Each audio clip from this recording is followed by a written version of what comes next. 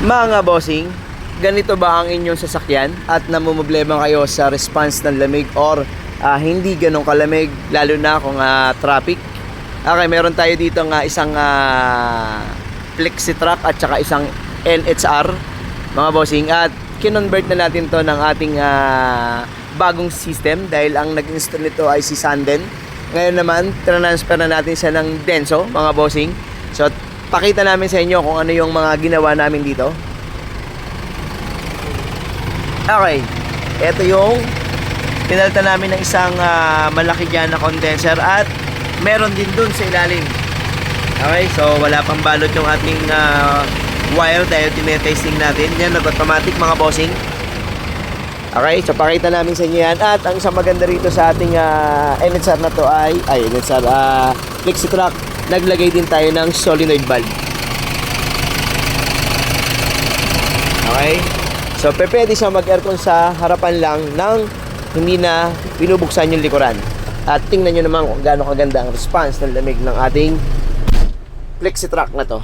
Okay, ang hangin natin mga bossing ay naka number 3, nag-automatic pa.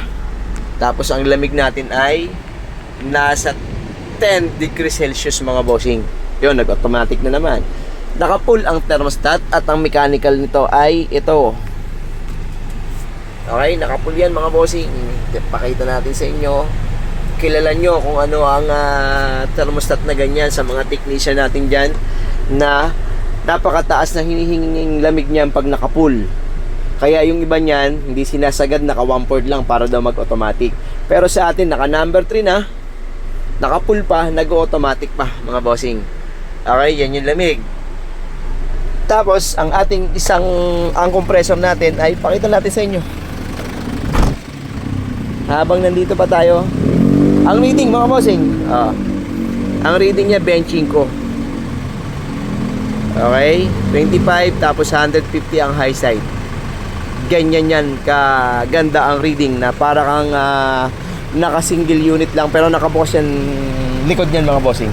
Ang ating compressor ay eto na. Pakita natin sa inyo ang ating conversion ng ating compressor. Okay, yan na ang ating conversion ng 17C natin. Napaka-pogi. Ayan mga bossing nga, kung nag-reklamo na kayo sa response ng lamig ng mga ganitong unit, pakita rin natin yung isang unit sa kabila na nauna natin ginawa at may mga obserbasyon lang kaya siya nandito. Pakita lang din natin yung setup sa ilalim, magkaiba lang ng konti. Yun, dalawa yan na magkasunod naman mga bossing, kita ba?